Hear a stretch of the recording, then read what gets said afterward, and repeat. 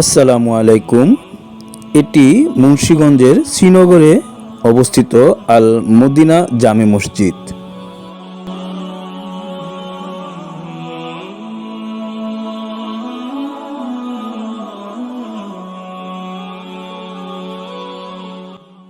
দৃষ্টিনন্দন এই মসজিদটিতে 2015 সালে নামাজ আদায় শুরু হয়।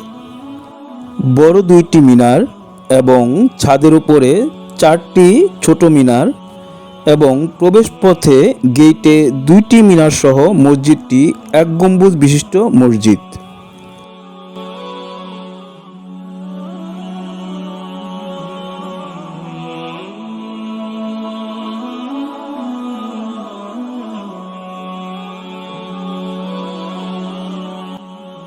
নিখুঁত নান্দনিক কারুকাজ যে কোনো মানুষেরই নজর কাড়বে এই মসজিদটি।